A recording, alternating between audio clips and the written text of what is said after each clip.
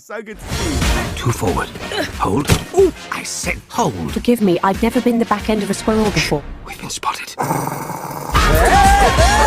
edge of stone is over.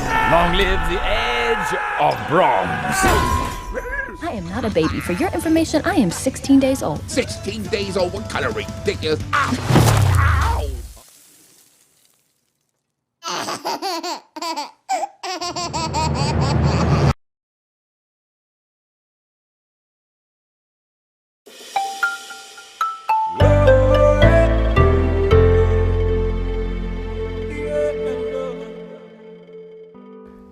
U24.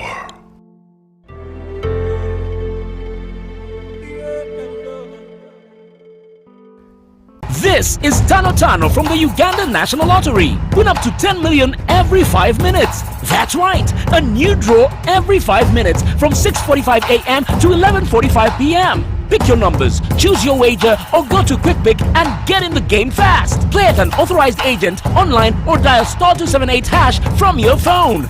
Win instantly. No waiting, no delay. Tano Tano is live. Your next chance to win is just 5 minutes away. Ituba is the proud operator of the Uganda National Lottery. Uganda National Lottery. Dream, play, win.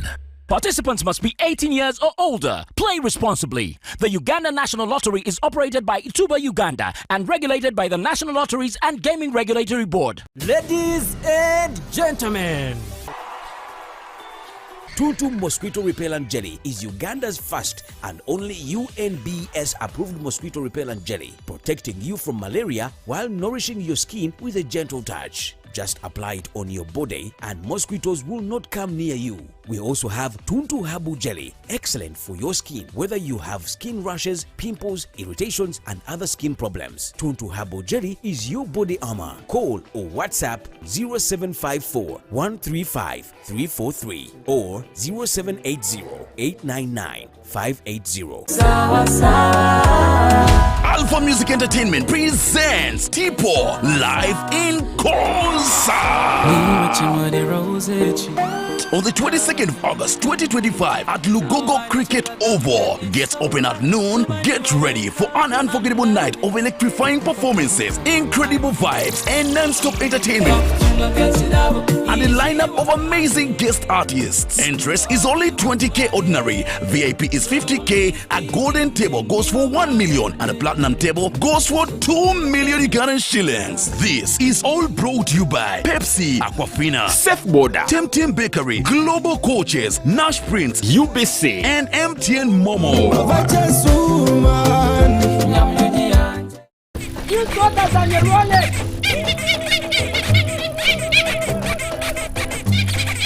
Elderly and persons with disabilities, it's time to choose our leaders. Let's show up and participate in the special interest group elections. Starting June through August this year, your vote, your voice. My vote, my voice. This message is brought to you by the Uganda Electoral Commission.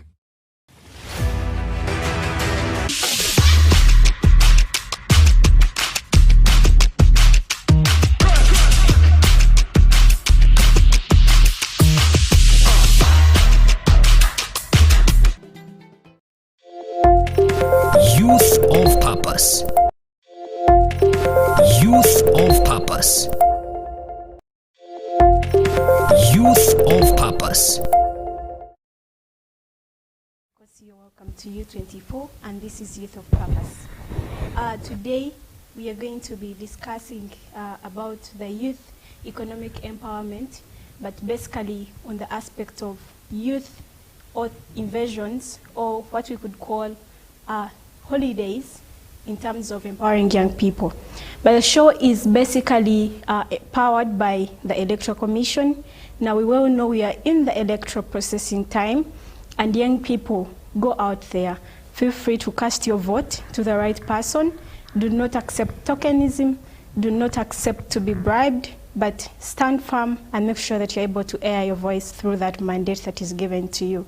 And of course, joining me is a very interesting panel. I am going to allow them to introduce themselves, and I'll start it off with my immediate neighbor. Mugisha, please introduce yourself to us. All right, thank you so much, Tristlyn, for the wonderful show.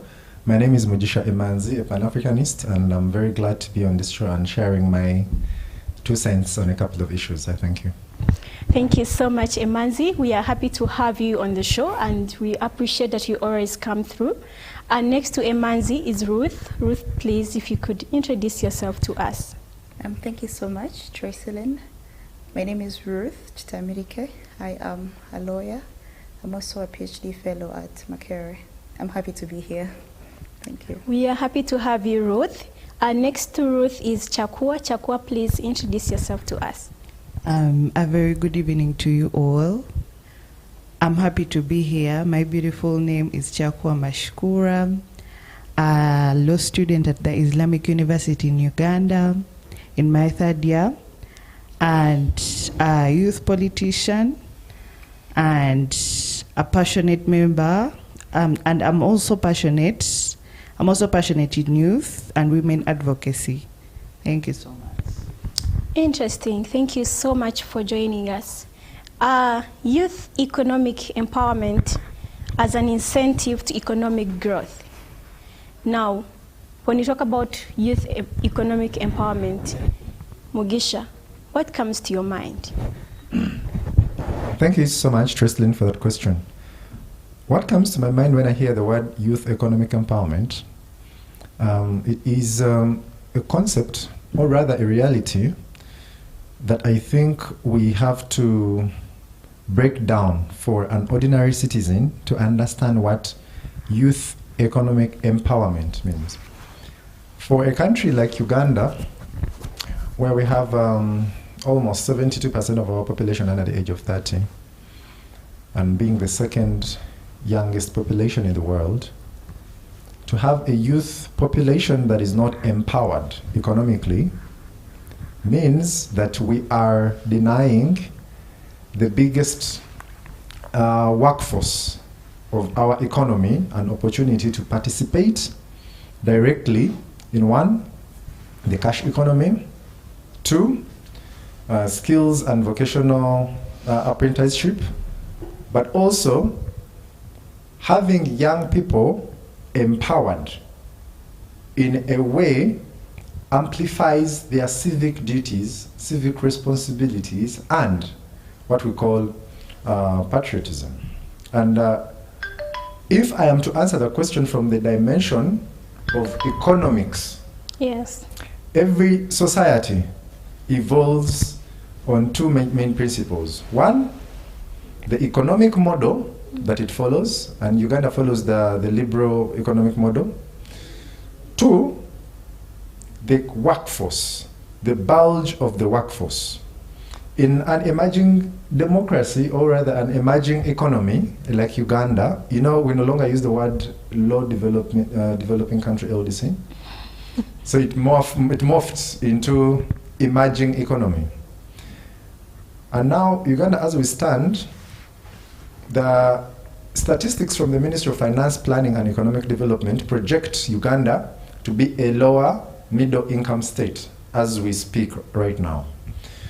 General Museveni and the National Resistance Movement government have set their sights and ambition on propelling our economy into what we call a 2nd middle income country. And all these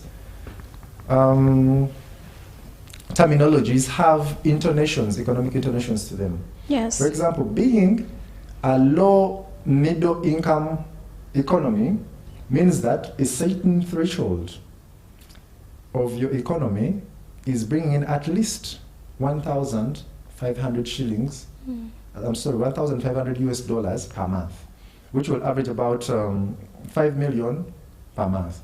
But how many Ugandan youth earn that from the different productive ventures that we have?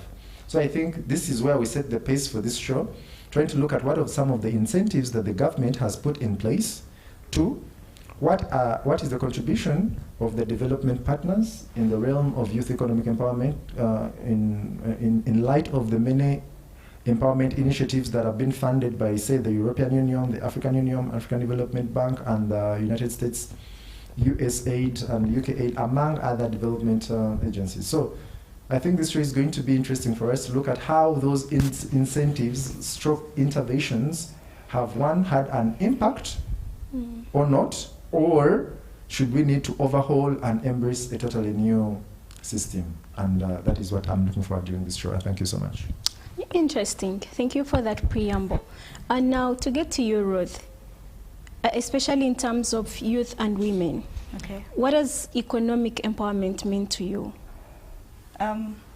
Well, my brother Mugisha was talking of how societies develop, and that is firstly the model of development they choose, and secondly the people within that society.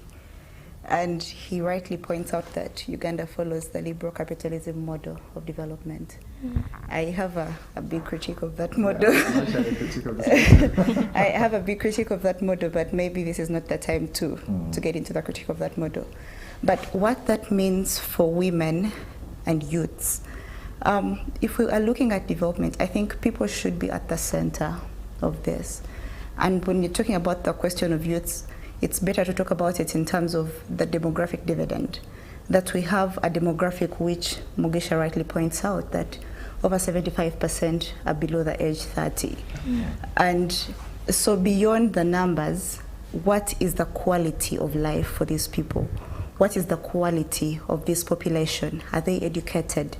Can they access health services?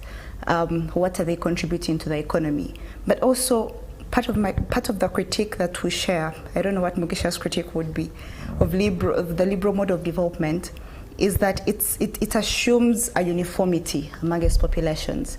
It thinks all people are the same. If you're looking at GDP, you only want to look at GDP as an abstract number, but you don't want to inquire into what really happens.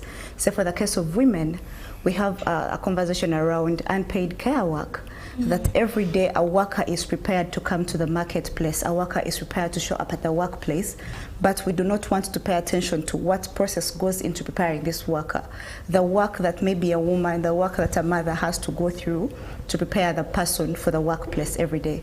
Those are some of the areas that the model of development that we have right now does not take into consideration. So I think if we are to really look at genuine development that really means something in the lives of people, beyond saying our GDP has increased by 2.8%. What is 2.8% to a peasant who did not have a meal the other day? So we need to inquire into the tangibility of this. If we have many young people, actually I was looking at the percentage, I think it's over 41% according to National Planning Authority, of people below 30, between ages 18 and 30, as characterized under needs, not in education, not in training, not in employment, not in education, not in employment, not in training. And those are young people.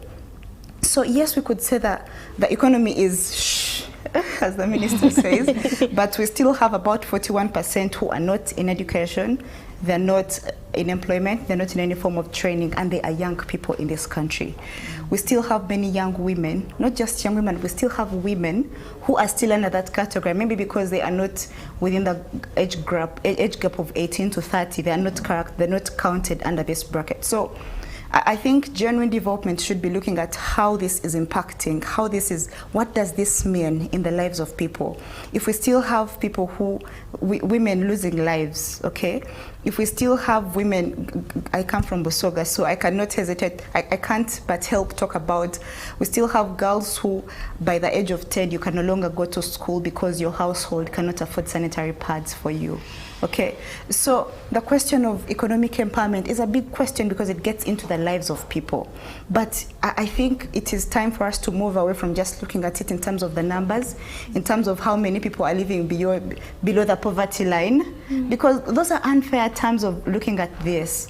Because how can we look at the manifestation of poverty, the manifestation of economic growth, the manifestation of development in the real lives of people? And I think maybe that's where Mugisha wanted to drive this conversation. But for me, if you ask what economic empowerment means in the lives of women, in the lives of children, in the lives of youths, I want to look at it in terms of those who are not in education, not in employment, not in any forms of training, but also the many women who are still dropping out of school because they cannot afford the basic necessities of life, and they want someone else to give them these necessities. So this is a crucial conversation, because if majority of the people in this country are below the age of 30, then this conversation is really critical to how we want to define the country. Thank you. Wow, interesting. Thank you, Ruth, for that elaborate explanation on your understanding of economic empowerment, especially in regards to youth and women. To get to you, Chakua, as a young politician, but well knowing that we are in the political season, what does economic empowerment mean to you? To begin with, not going far from what my colleagues have said, economic empowerment, in my own thinking, is equipping the young people with skills and how they can navigate through the economy yes. generally. Yeah. And these are to like express this more is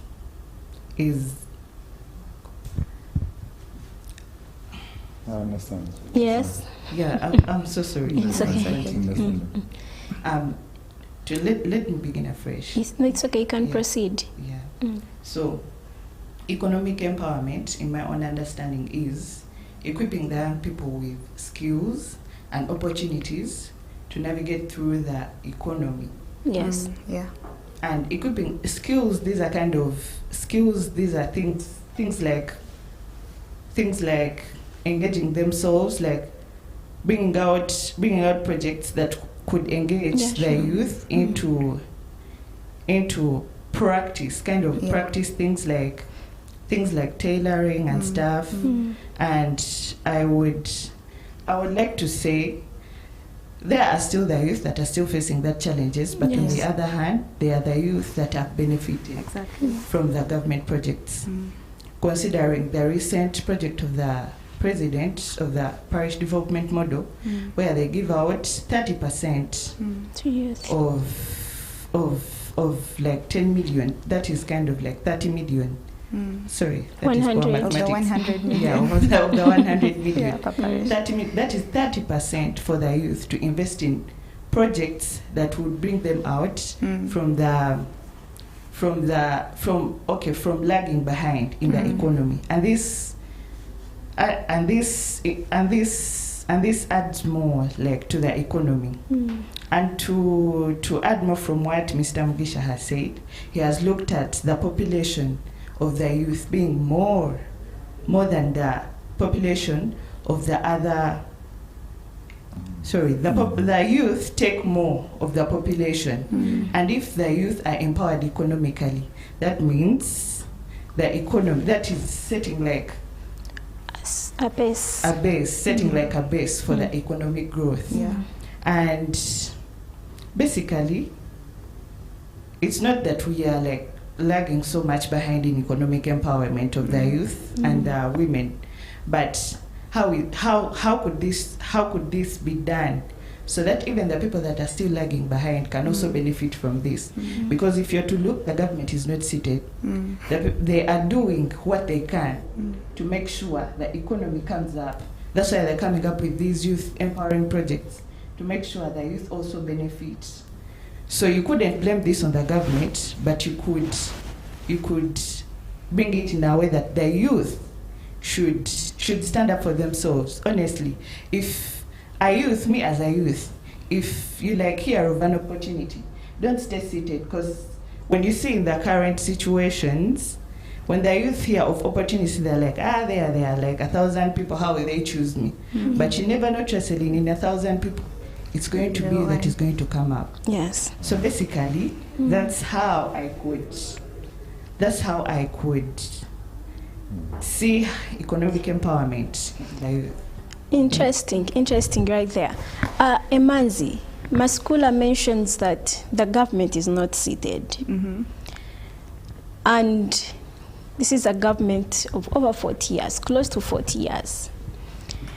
Young people in rural communities specifically, up to today, decry unemployment, up to today, decry not having even something to eat, like Kitamiriki had earlier mentioned. When we are to look at the inside part of it, that the government has introduced programs like, for example, Emyoga. It has introduced the Young Livelihood Program. It has also introduced the UWEP for women.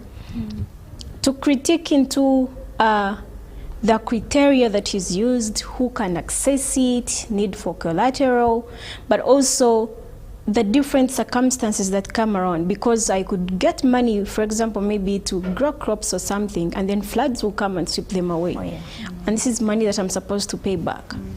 How effective are these programs and many other programs that could be within your knowledge? Thank you so much for that question. I have two answers. One is for PR, right? Yes. The other in my heart, I'm not sure I'm going to say it out here. But just to attempt to respond to your question is, before a program is set out, rolled out at the national level, it goes through a very comprehensive pilot study, right? To ascertain, one, the nature of the project, the beneficiaries, right? The cultural practices of the people, the intended beneficiaries, and other risk management interventions therein. All those are embedded within the project before it's rolled out. That's an SOP, standard really. Now, when we roll out most of these programs, right? You mentioned actually a plethora of them, like the Youth Livelihood Program, the Parish Development Model, like my sister mentioned. Emyoga. Back then we had Bonaba Gagawari. I don't know if some Gen Zs know about that. We've had the Northern Uganda Northern Uganda Social Action Fund. We've had a plethora of interventions. Now we have a specific one for the ghetto youth. Thank you so much actually for that. A specific one for the ghetto youth. But I have reservations, right? When we start targeting a specific, not demographic dividend, but now like for the ghetto youth, right? The ghetto youth need to be empowered, just like any other youth. You get it? So for me, the applicability of a model should be universal, because then that is how nations grow. Is it possible? Under ideal circumstances, it's possible. But also the question is, where have we benchmarked as a country? In country ABC, which are first world economies, they use this model and it worked, so let's replicate. There is not anywhere. Do you know what other countries did? Other countries invested in things like youth technical skills. They invested in research, right? Yes. They invested in things like research, training, and funding. Us, we receive funding without ample research and ample training. That's why the MOFPED, Minister of Finance, Planning and Economic Development, recently released this report and saying, of 100 of the people that have received the PDM, right, it is under 6% that have managed to pay back.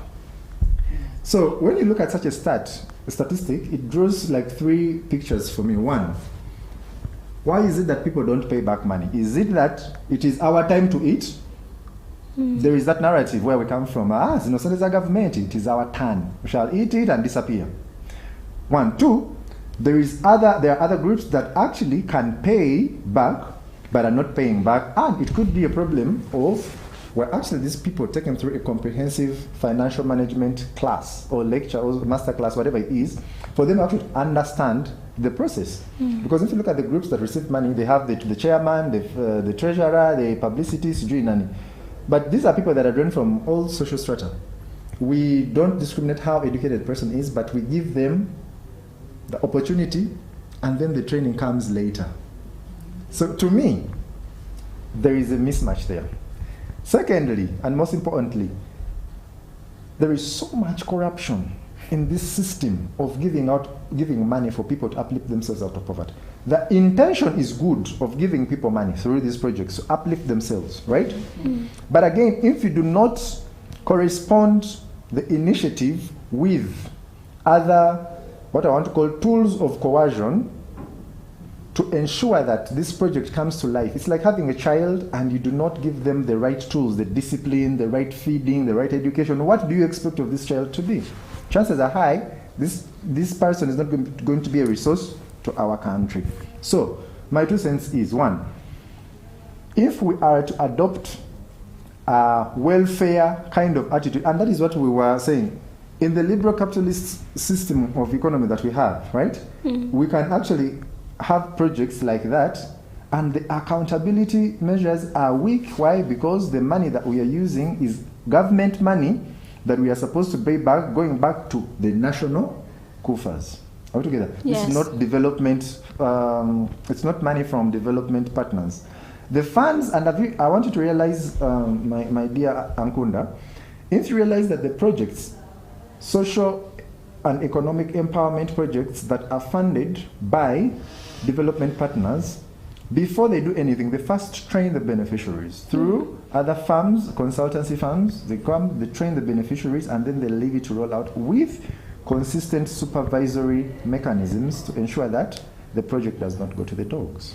So I hope we can embrace that, kick out the corruption. How? That is a question of discussion. But also, most importantly, ask the $1 million question: is this thing working? And if we realize that there are more, there is a gray area somewhere, then we have to rethink the model and get back to the drawing board and look for something that is more sustainable for the empowerment of the youth in Uganda and Africa. I thank you. Thank you so much, Mugisha, for that addition. Now, to get back to you, Ruth. Yes. From an aspect of education system, yes. We all know that community or society believes that going to school is one way of making your life better. But in a scenario where we have young people going to universities, you study to be a lawyer, you go back to street to sell juice. You study to be a doctor, you join the music industry.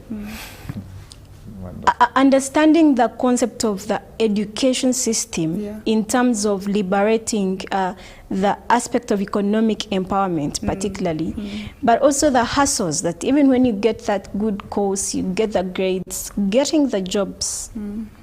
The aspect of Gambanogu, if I don't have a Gambanogu, it is still going to be challenging. So what is the education system doing, or what is it not doing, that you would recommend that if probably maybe there was a little twist here and there? Because for women, when you look at the government adding them the 1.5 and saying, let's have more women join university, they're trying to put away that, look, even women need to be empowered, and education system should be one of those processes. So from your point of view, what is the take on the education system in aspects of economic empowerment? Wow, that's a nice question. And when Mugisha was saying, giving examples of what other countries have done, there is a group of countries called the Asian Tigers. Yes, yes. I think that's China, Taiwan, Singapore, Malaysia. Is it India or Thailand? Thailand, yes. The Asian Tigers, at some point, maybe I hate saying this, but yes, at some point Uganda was better than them. Yes. But when you study the history of economic growth in those countries, the pivotal point for them was education. You go to China and they'll tell you they inculcated what they call Chinese Taoism, which is like a culture system into their education. You go to Taiwan, and they'll tell you that Taiwan and Japan, the education model. And when we say education, I think I appreciate that the government is doing a lot of work to change the education system, but education is beyond when I go to school and become a lawyer. The education that these countries use was the education that connects you to your society. Our kind of education system is a kind of education that alienates you from society. That today you go back to your village and there is a clear line between you, Tresilin, and the people in your village, especially those who have not gone to school. Yes. That is a kind of education that sort of abstracts you from society, that makes you apart. And we cannot grow, we cannot achieve economic development if our elites feel separated from society. Societies only grow when the elites or the educated feel part of society. Education should be able to sort of plunge you deeper into your society, because, for example, in Japan and Taiwan, that kind of education system, I appreciate what government does with patriotism. Yeah, if that is handled well, it could do something. Because for most of those countries, they taught children to, one, love their country, but also understand that everything they're doing is for the benefit of their country. That if I'm a shop owner and I go and open up my shop today, it is for the benefit of my country. So I think the education is good, but much needs to be done. I don't like the education model that sort of abstracts you, that there is a clear line between those who went to school and those who did not go to school. That thing has been on for a long time and it is not working. I would love to go back to when Africa had just achieved in the early post-colonial Africa, and we had men like Nkrumah, we had men like Nyerere. That is what Nyerere was trying to do with Tanzania with the Ujamaa system, that we have a model of economic development, a model of economic production. And Ujamaa was bridging the gap between the society and economic production, that every family had a role to play, both in the growth of the society, but also in the general growth of the economy. So my mother knows she has a role to play. I know I have a role to play. I go to school and my teachers know that they're preparing me to contribute something. Videos come out of what children in China are studying and what children in Uganda are studying, and you see really where the problem is. So that kind of education that abstracts you, that I know so much geography in Canada, but I know less about how I can use the land in Uganda to grow the economy of Uganda. So I appreciate that now we sort of have a new model. I have not been through it, so I don't know what really it's doing, but I agree with you. Education plays a very central role, especially if it is education that puts you deeper into the society, into societal needs. The Baganda in their history have a concept of Bulungi Bwansi, that everyone had a role to play, that everyone worked towards the development of their society.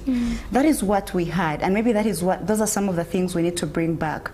But maybe it might not take an entire overhaul, but us who are now actively engaged in these conversations, how can we make sure that my degree is serving my community? How can I make sure that my education is serving my community? That when I go back to my village, people can see that I studied to make this community better and not to make myself richer or anything like that. So I think if we change our mindset, we could drive towards maybe some semblance of economic development with the role of education. Thank you. Wow, thank you so much, Ruth, for that. Now, if you've just joined us, you are watching U24, and this is the program of Youth of Purpose. This show is equally proudly sponsored by Ituba Uganda, and it brings you the Lotto Wednesdays. Now, the Lotto Wednesdays has a jackpot of 300 million. All you have to do is at just 1,000 shillings, you dial *278# to enter the draw, and if you are the lucky winner, you'll probably be able to get that 300 million. The same is to the effect that you must be 18 years and above to actively participate. And also it is well regulated by the Uganda National Lotteries under the Uganda National Lotteries and Gaming Regulatory Board. So please take part in that. To take it off to my sister Mashkula, as a lawyer, what is your perspective in terms of some of the regulations in regards to achieving economic empowerment? Is it maybe, for example, tax holidays? Is it maybe fronting issues of small startup for businesses of young people? What is your perspective? Well, thank you so much. That is a very nice question. Well, or according to me, youth empowerment, from what you've given me as an example, yes, where youth start up small businesses, that is really a brilliant idea, because according to the job market currently, jobs are to fight for. Even the people having the jobs don't want to retire. So as a youth who has graduated and you're not seeing hope anywhere, why not start up something small that will drive you? Because people that we see, people that are big now, they started smaller. The big people that we see now, they started smaller. And I believe in starting up something small, and later on, as time goes on, as you gain more experience in that small business you've started, later on, you grow bigger and you start employing others. Because starting up something small also goes hand in hand with education. Because you can't start something that you do not know, honestly. You have to first acquire the skill and knowledge about that something small, then later on you can start it. So I think education plays a key role, as she has said. It plays a key role, and I am so happy that I'm currently seeing the government trying to abolish the system where we used to only sit in class and only study theory. Nowadays they're involving the young ones into practical. So this practical is helping them to gain the hand skills. Yes. Where they are not like us who went into theory up to now, because this channels your life into something. Some of us had hidden talents that we didn't know. We didn't know that we could sew clothes. We didn't know that we could do anything. But if you see children in school right now, children in school at all level, secondary level there, they know more skills, more practical skills than the skills we used to know. And this helps them start the smaller businesses. It helps them come up. And later on, you find this particular person who used to think, maybe I want to be a doctor, channeling into this and becoming a bigger person into that particular thing. So I think starting up something small as a youth or as a person who has gained knowledge, it doesn't necessarily need you to gain a lot of knowledge, because you gain more experience as you do something. When you start up a catering thing or a tailoring business, as time goes on, you get to know, you get the experience. But that doesn't stop you from also chasing your dream. Because as a person, you would be like, I want to be a lawyer. But it doesn't stop you from also channeling, because this life, it's hustling. Go side to side, you never know. Us that believe in luck, you never know where your luck lies. Interesting. If you believe in luck, you don't know where your luck lies. Emanzi. Now, we cannot talk about youth economic empowerment and forget the role that IA, technology, digital spaces is contributing. While we have, it could be a two-way, because you're looking at 2 days later or 1 year later, perhaps all our jobs will be replaced with some robots. Perhaps you find your presenter who is a robot. You find your presenter who is a robot. But to get the question straight to you, Emanzi, we have seen very many young people who are earning money on making videos, for example, on YouTube. We have seen young people who are earning money on aspects like maybe emceeing, the gig economy, quick things for something. But also, from your understanding, how do we as young people, how do young women effectively leverage on technology and AI in terms of economic empowerment?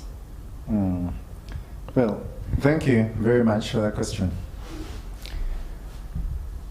Every civilization reaches a point where there is what we call a civilizational shift. In the early 16th century, we had what we called the what? In the 16th century, we had the Industrial Revolution. Yes. Right? After the Industrial Revolution, actually before the Industrial Revolution, the global trade was more on the slavery board. Right? So after slavery, when it was abolished, and at the onset of the Industrial Revolution, right, there were a lot of tectonic shifts in society, communities, and the global economy, right? And it is after the Industrial Revolution that an economic model called capitalism was born. So, of course, we've had other revolutions, economic at that, but as we speak right now, we are into an era that we can't run away from, and that is the era of artificial intelligence. I look at artificial intelligence as our friend and companion that is supposed to shift our civilization from what we are to the next type of civilization. I was going to say type 2, but then I realized that a type 2 civilization takes between 10 to 15,000 years to happen.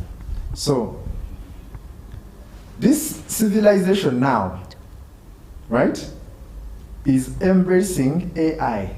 As a matter of fact, as of last week, China passed a law that AI is going to be embedded into the education system of their children. So children are going to start learning AI tools and everything from an early age, which is a good thing. She mentioned before that the videos that we see of the Chinese kiddos and the African kiddos, it's disheartening, but also we have to be wary of two things. One, the person or the people that control the algorithm control what you see. And what you see is your perception, right? As African people, I think it is time for us to stop falling for clickbaits, right? That are controlled by the algorithm that we actually do not control. But when you go to the reality, yes, even if we are to leave the algorithms, is it different from what is being portrayed? Yeah, it's very different because much as we're having a very slow pace of embracing the new AI and the use of technological tools in our education system, I think we are on the right path. But now we have to look at some of the impediments as to why we are not catching up as fast as other people. Because I don't want us to always compare ourselves with economies that are a bit way more advanced than us. I think that would be unfair on us. But this is the thing. When we look at artificial intelligence, right? Under artificial intelligence, there are subsets like virtual reality. I can sit with my virtual reality headgear and go for a class in Russia, right? In real time. 2, there is something called augmented reality. Augmented reality, it's AR, it's pretty much more an interactive sort of communication, and it's being manned by this guy of Facebook, what's his name? Mark Zuckerberg, right? He is now he's championing augmented reality, which is also used, right, to have remote stroke interactive and immersive experiences, which is bringing the world together. Okay? So we talk about virtual reality, augmented reality, and then we cannot also skip something that is very vital. Who controls the algo? I'm going back to that because this is the way to go. But also, to skip the whole chase, Africa, mostly Uganda, we are starting to embrace things like this. In the new competence-based curriculum, there are aspects which are tasking children to start up initiatives to do with robotics, AI, augmented reality, and virtual reality. Okay? Now, these tools, now the question here should be, how is the government embracing these developments? 1, are they cutting on the taxes of importing these gadgets? 1. 2, are they investing in research and development of our own technology that we can patent and sell out to other countries? Because we can't be consumers. We have to sell to balance out our economy. And 3, do we have sufficient skilled trainers that are going to train the children or even us, the youth? Because it is very clear that the young people now that have self-taught themselves to use the tools, the drones, those young people that have taught themselves how to code and they are writing good code and developing apps, can we train these people? When she was mentioning about the Asian tiger countries, that is what they did. Got their most brilliant young people, okay? took them for specialized training in those sophisticated skills because it has a higher returns on investment on the national economy altogether. So for me, to answer your question is, one, let us put akazito ku government. How? Through, of course, policy advocacy and all this other noise that we make. To one, embrace AI in its entirety, but also put their safeguards because AI comes also with its what? Its detriments. Two, let's invest deeply in tools, knowledge, research, and training for artificial intelligence in its entirety, not just AI, these other subsets that I've talked about. And finally, we have to be very cautious of AI. You were talking about an AI replacing your job sitting there, and I joked that it would break its leg, but AI is supposed to complement our lives, not compete with us. Because now Elon Musk is sending robots to colonize Mars or to be on Mars for starters. But now that's a conversation we can't have right now as Ugandans. Because for us, we're still talking about my next meal, my next appointment for the job, or my next appointment to the hospital. I'm not sure there's drugs there. So can we use AI to put these social factors that are impeding youth participation in economic ventures at the forefront of our conversations? I thank you. Thank you so much. I'm going to get to Maskula first. Kindly, your parting shots on the conversation, and then I'll get to Ruth and back to you, Mansi. Yes, your parting shots or your recommendations or anything you think you want to add. My recommendations, basically on our topic, my recommendations are, because economic empowerment goes hand in hand with what the government should do to develop it.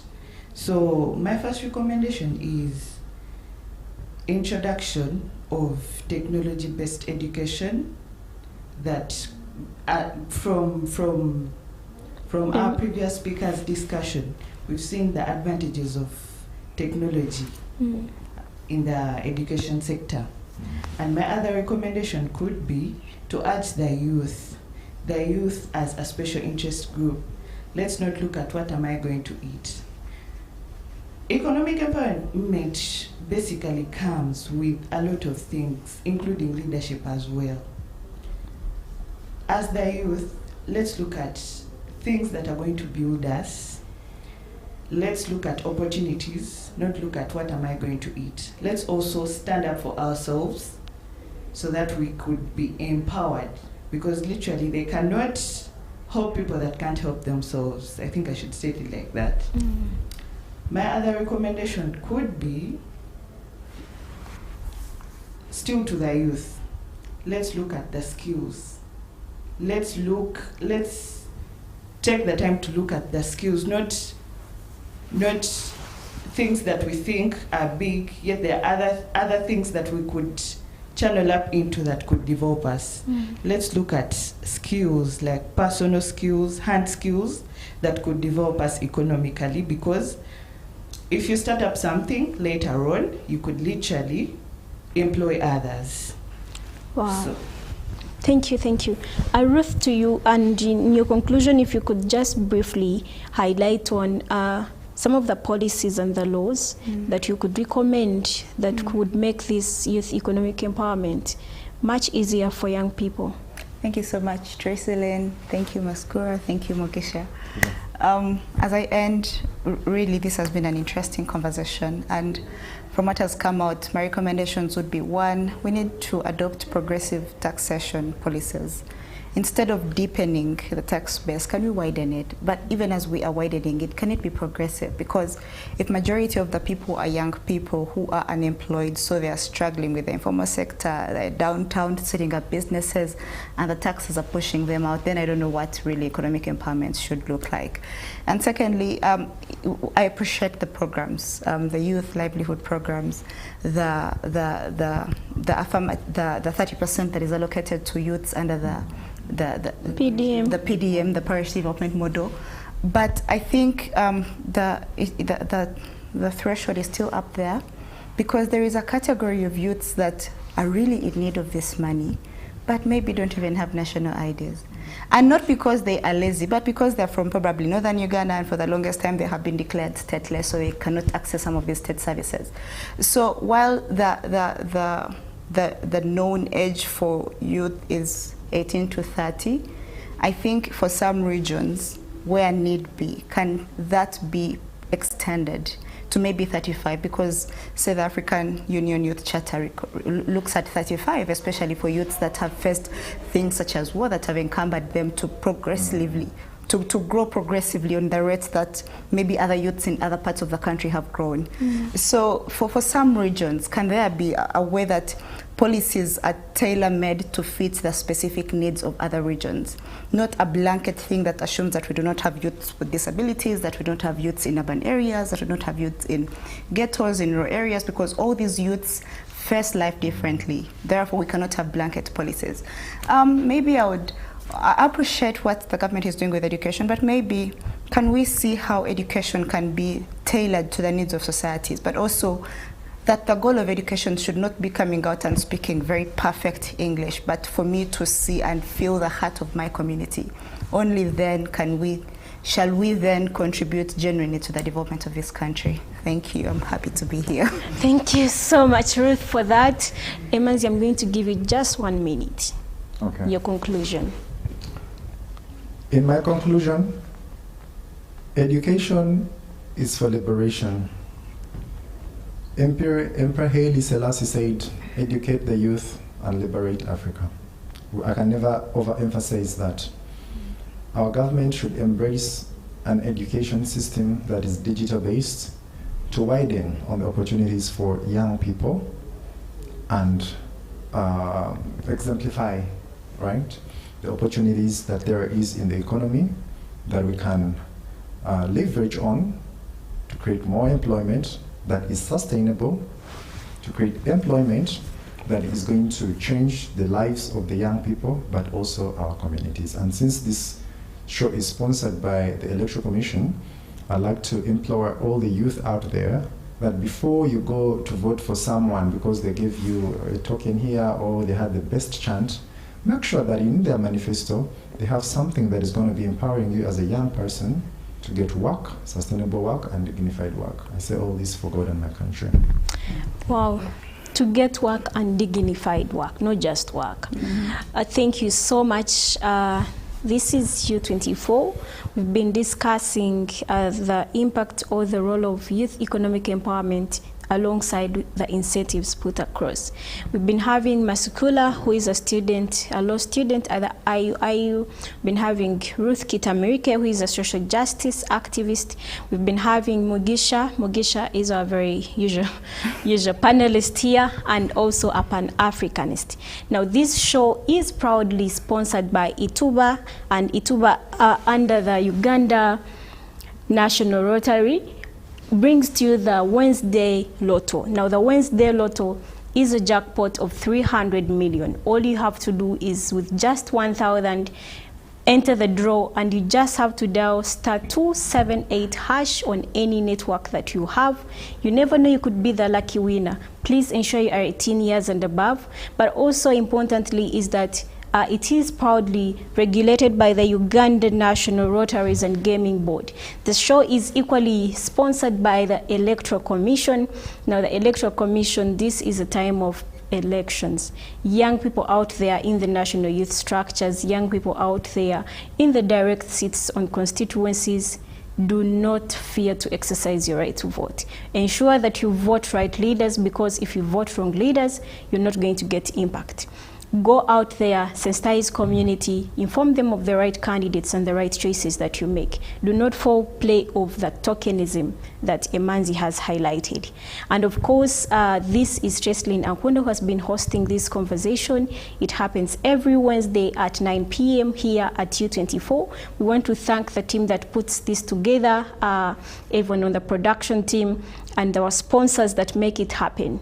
Thank you so much for listening. Ensure that you take into account what we have mentioned, but also we hope that the government actually comes through to ensure that some of these policies put in place favor young people in terms of the economic empowerment. Thank you so much. See you next time, same place, same time. Youth of